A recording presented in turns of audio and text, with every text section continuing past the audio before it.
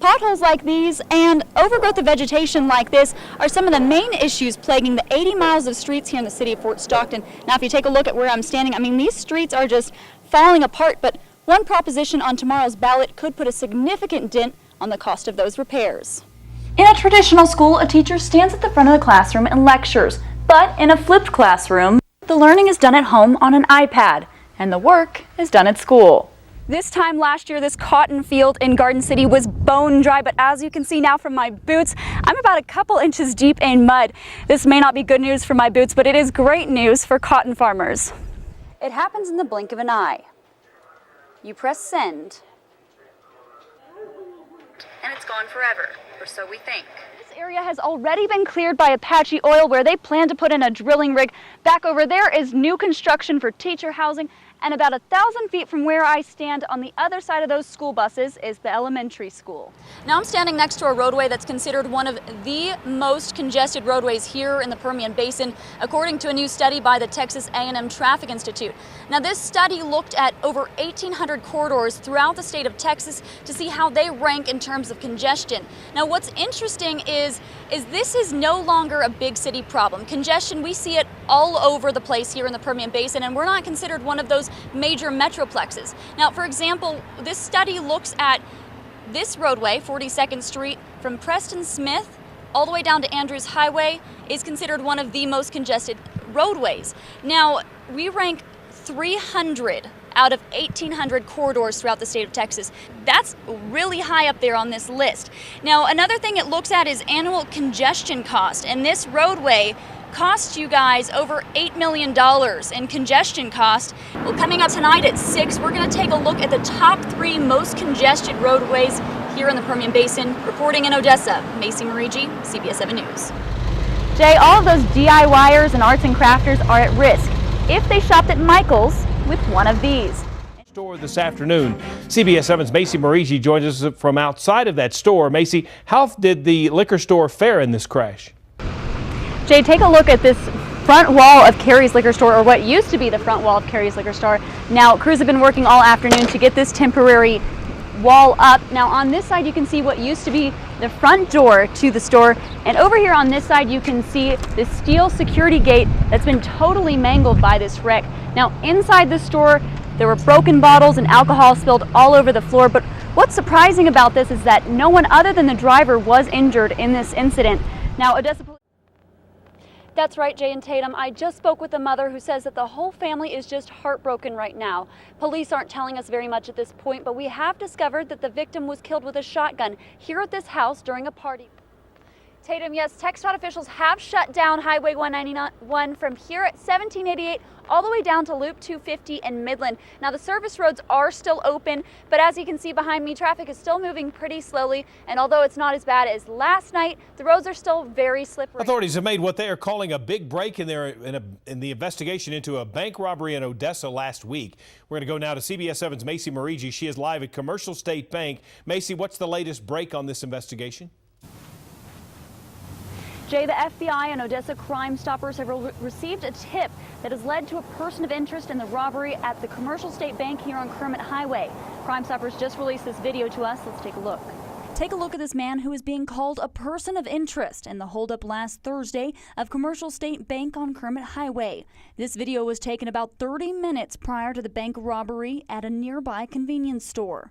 The person seen here pulled up to the store riding a motorcycle similar to the getaway vehicle used by the robber. The person of interest is dressed much like the robber, who also wore black boots, black gloves, and a tan work jumpsuit. Odessa Crime Stoppers tells us this is a major break in the case. Through the investigation, they've led to this person of interest. We're interested in knowing who he is. We're hoping that one of the viewers will be able to take a look at him and give us some information who he is, where he may be.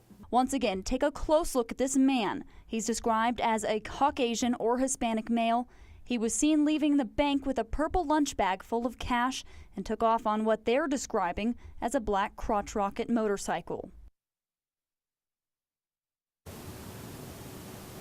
Now, if you have any information that may help authorities identify this person of interest, you're urged to call Odessa Crime Stoppers at 333-TIPS, and you could be eligible for a cash reward if those tips lead to an arrest. For now, live in Odessa, Macey Meriggi, CBS 7 News. The Ector County Jail is starting to feel the growing pains of its own. Today, commissioners signed an agreement to send overflow inmates to a jail in Plainview, Texas. CBS 7's Macey Meriggi joined us now from outside the Ector County Jail. Macey, is the jail at capacity? Well, Jay, according to Sheriff Mark Donaldson, the jail is not at capacity as of today. He tells me there are 620 inmates in custody. But last week they were kind of in a bind, and the issue here is gender. Now, It was a tense morning in Midland as SWAT teams and an armored vehicle responded to a violent dispute. But it's the object of the dispute that has neighbors scratching their heads. CBS 7's Macey Meriggi joins us now live from the scene. Macey, what caused this dispute? Jay Tatum, it was a frisbee golf disc that caused a major police presence here in the 2900 block of I Street in Midland. And the only provocation was a peek over the fence. In the 2700 block of I Street in Midland this morning piqued the interest of neighbors and passerbyers. And it was a peek that started the whole ordeal. Midland city officials tell CBS 7 that a teenager was playing frisbee golf at a city park when he overshot the hole, sending his disc into a neighboring yard. This yard. They attempted to contact the neighbor by knocking on the door, did not receive an answer. Then they went around to the backyard, peered over the fence, and were going to attempt to go into the backyard to retrieve the frisbee when they learned that the neighbor really was home. That's when the homeowner, 43-year-old Buddy Myers, came out yelling and fired a shot at the unsuspecting golfer before barricading himself in his house. Neighbors tell CBS 7 that Buddy was not a fan of frisbee golf. The park's really booming back there, but Buddy didn't like the frisbees flying in his backyard. Wow. So, it was obvious he was hot about it. When they heard the details about this morning's brief standoff, they say they were surprised, but not shocked. Not really surprised at Buddy, but, we're surprised that he took a shot at a kid whose frisbee accidentally went into his backyard. That's a little over the top. City officials tell us Myers will be charged with aggravated assault with a deadly weapon. They tell us Castle law does not give citizens the right to fire at any person on their property. They tell me the frisbee golfer was completely within his rights. However, residents here have expressed a lot of concern that this has become more and more of a problem. For now, live in Midland, Macey Meriggi, CBS 7 News. Early this morning, drivers hoping to top off their fuel tanks at the Kent Quick on Highway 158 in Midland were met with an unusual sight, a semi-truck inside of the store. Jessica Moore lives just down the street from the gas station. Drove by this morning, a neighbor had pulled me over and said, "Go look at the gas station." Truck drove through it. A shocking scene for all. I couldn't believe it. It was crazy. DPS troopers on scene tell CBS 7 a truck was driving east on County Road 120 and did not stop at the stop sign at the Highway 158 intersection. Troopers say that's when the truck hit the back of a semi-truck driving on Highway 158. The impact caused the driver of the semi-truck to lose control, run off the road, and crash into the Kent Quick convenience store. TPS officials tell CBS 7 neither of the drivers were injured. They do say a woman inside the store was taken to the hospital with minor injuries. I'm really surprised that everybody survived out of the whole thing. I mean, coming off of the street, getting hit at the intersection, and then taking out trees, and then missing the pumps, and then driving into the store, and everybody survived with just minor stuff. It's pretty crazy. Now Moore will have to take a major detour for her late night snacks. It's like my late night stop always, so yeah, it kind of sucks. I'm gonna have to go back up to the stripe. In Midland, Macey Meriggi, CBS 7 News. It was a hot day here in West Texas, but in Hobbs, New Mexico, it was a scorcher, literally. Fire crews spent most of the day fighting a huge apartment fire. CBS 7's Macey Meriggi was on the scene, talking to first responders and residents who were shocked by the day's events. Macey? Brittany Henley was at work this morning when she got a call that sent her flying out the door. My coworker, he called me and he said, "Brittany, you need to go home." And I said, "Why?" And he said, "Because your apartments are being engulfed by flames right now." I was freaking out because my cats, I don't know what they were thinking the whole time. When she got to the Ledgestone apartment complex, this is what she saw. I just seen a whole bunch of flames and smoke, big clouds of smoke. I couldn't even see none of the apartments from the light. Luckily, the fire was in a vacant section of the apartment apartment complex. I ran to the apartments and I got my cats. I just put their harnesses on and took off running outside and was holding them until my mom got there. Now all that remains of the 6 new apartment buildings is this: rubble, ash, and sopping wet wood. We caught up with Fire Chief Tim Kent as he emerged from the smoky scene, catching his breath. We did lose approximately 6 buildings that were under construction. The fire was so big that he called in all off-duty firefighters. A total of 50 went to work dousing the raging fire, including himself. We had some workers around the buildings. They had all mostly evacuated. When we got here, we did have to evacuate some, but no, there was no people that were actually trapped or anything like that. Chief Kent says it took about 4 hours to get the flames under control, but they will likely be at the scene throughout the night to watch for hot spots. He says they have not been able to determine what caused the fire, and it is under investigation. In Hobbs, Macey Meriggi, CBS 7 News. It's a normal day at Mama's Kitchen.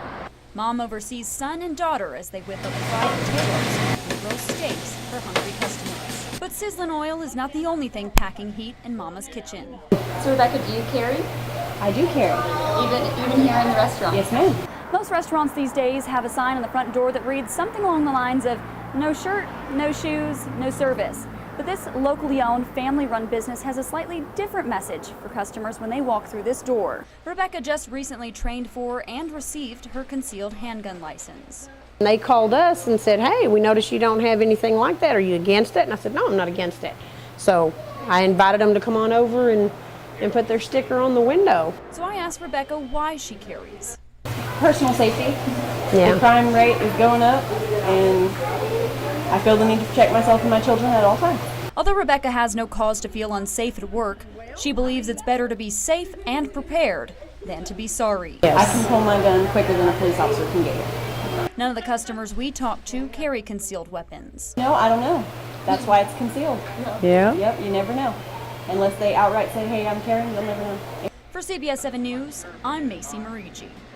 Taking a fall off a 1,200-pound animal can be devastating. I even have the scars to prove it. But for one Trinity High School student, the love of horses and jumping forced her to face her fears. This week's Girl Power gives us a closer look at Morgan Pruitt. From the moment Morgan Pruitt hopped in the saddle for the first time, she knew she'd found her place.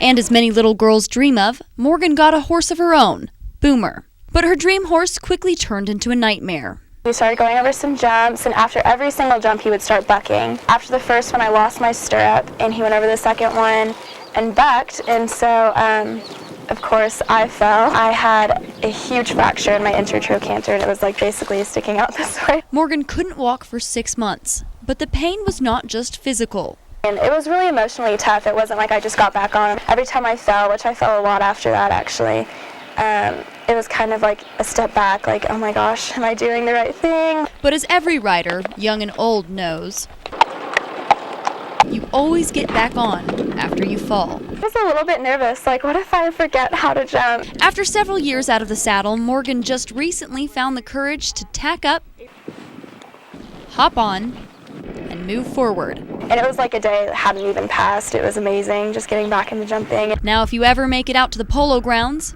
you can catch glimpses of Morgan as she flies over fences, with a smile on her face, fearless. I don't know, horseback riding is just the one thing I've always known how to do, so I was like, okay, just take a deep breath, you can do this. Morgan is getting ready to graduate from Trinity High School this weekend. In the fall, she will either attend Swanee or Washington and Lee, where she plans to join the equestrian team and continue with her passion for horses. For CBS 7 News, I'm Macey Meriggi. These days we keep a ton of pictures and documents on our computers and our mobile devices, so the option to save that information to the cloud is enticing. But is it really all it's cracked up to be? There is nothing greatly secure about the cloud. Computer expert Preston Valley says it's a common misconception that cloud-based storage is a safe way to store important or volatile documents. The cloud is a convenience. If you don't have to have it to save the information that is secure, you need secured, don't put it out there. It's available, it's going to get hacked sometime. Valley explains that part of the issue with cloud-based storage services like Apple's iCloud or Dropbox is that many users have no idea how they work in the first place. So when you hit that sync to cloud button, what happens is your information is sent via the internet to a room full of computers much like this one. From that point, you can access your information from any device. The storage process is so simple that many people choose to use those services despite the vulnerability. So how can we secure our information? The first thing is very strong passwords. That means a combination of numbers, capital and lowercase letters, and symbols, at least 16 characters long. It would help if there is two-step verification being used. Which means a password is used and then another question or prompt is used as a second verification. But in the end, not storing anything you don't want in the public eye is your safest bet to avoid embarrassment. For CBS 7 News, I'm Macey Meriggi. Here in the Permian Basin, oil is everywhere. From where I stand, I can see several active drilling rigs, and we know that these oil and gas industry jobs bring in millions or even billions of dollars in revenue. But the economic impact of the oil and gas industry here in the basin goes far beyond what we can see with the naked eye. Former president of the Permian Basin Petroleum Association, Morris Burns, has seen many upturns and downturns of the oil industry throughout his career. But, he says, this upturn seems to be different. Worldwide, oil production and oil consumption is right at parity. Always before, never before about 2008, had there ever been as much consumption as there was production. And over the last several years, he has watched the industry boom. A new study from Texas Tech offers evidence that the oil industry's prosperity has a much larger impact on the area than you might think. The thing that people think of when they think about the oil industry is, okay, if I'm not out there working on an oil rig or driving a truck, I'm not in the oil business. The study shows that the oil and gas industry sustains over 546,000 jobs. People don't think about all of the folks that are in offices that are working, accountants and safety people, and there are a whole lot of people that are kind of ancillary industries to the oil business. And Burns says it goes far beyond that. You got to have food for people to eat. You got to have beds for them to sleep in. But for all the problems, the money is good. According to the study, the oil and gas industry generates $137.8 billion in economic output. For CBS 7 News, I'm Macey Meriggi. Tatum, Alexis Leal says that when her and her classmates were told that the invocation and benediction would be replaced by opening and closing statements at Saturday's ceremony, they were shocked and disappointed. Alexis feels that they should keep tradition alive. I remember taking the picture and being like, oh gosh, I'm graduating this year. Next Saturday, 18-year-old Alexis Leal will finally have the freedom to choose. She's preparing to graduate from Odessa High and enter a new chapter of her life. But for one last day, the school district makes the call. And it is a big tradition that, you know, they're taking away from us, and everyone's so used to having a benediction and invocation. It just changed a lot of things already. At first, many students thought that prayer would be eliminated completely from the ceremony. However, the district says that students asked to make opening and closing statements have the choice of whether or not to pray. It's really just their right to say whatever, like when it comes to religion. It can't be up to an administrator or a teacher. As student council president, Alexis met the qualifications to speak, and she chose to do what she's always done. Throughout senior year, I've always prayed, you know, to ask for help for my work and to keep me like on the right path to graduate. And I know a lot of my classmates have too. I know that with God, I can do anything with Him by my side. And praying to Him just makes everything so much better. For CBS 7 News, I'm Macey Meriggi. Smartphones and tablets have literally become extensions of our arms. However, some teachers say those habits are making it more difficult for children to learn to speak.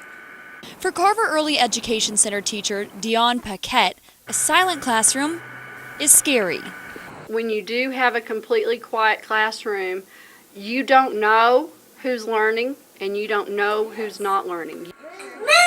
Instead, Paquette prefers a talkative classroom. Although opinions are mixed on the positive and negative effects of using technology, early educators say it is becoming a big issue when it comes to learning to speak. The technology is speaking to them, but they're not speaking back. Ms. Paquette says many children are coming into preschool with limited verbal language skills. She believes part of the problem is that many parents nowadays just hand their smartphone or tablet over to their children for entertainment. She says it becomes a slippery slope. But if they don't have a good grasp of the language and a great grasp of vocabulary, they are not going to be able to read with meaning. Ms. Paquette says the key to incorporating technology into the learning process is by interacting with your child while they use the device, asking them questions and pointing out observations. Experts say the best thing you can do is take the phone back and talk with your kids. In Odessa, Macey Meriggi, CBS 7 News. All right, team 401. Lifting, rowing, and everyone's favorite, burpees, all against the clock. CrossFit is a workout craze that has evolved into a lifestyle for many, and even a competition. I just feel healthier, I don't get tired as quick, I have a lot more energy. Millie Gonzalez started CrossFitting about a year ago. And we got invited to come and try it out, and then ever since then it's just been hooked on CrossFit. And now she's competing in the West Texas Mayhem CrossFit Games, her first competition ever. Yeah, it's a competition, but at the same time it's kind of a group of people coming together who love to work out. Everyone has their own reasons for CrossFitting. It's not just about lifting weights or getting bigger, it's about getting stronger, it's about just functional fitness. It's a fun way to compete and keep pushing to make yourself better. A good way to get in shape, and I mean, it's fun, it's a good community. Everybody pushes each other to work as hard as they can.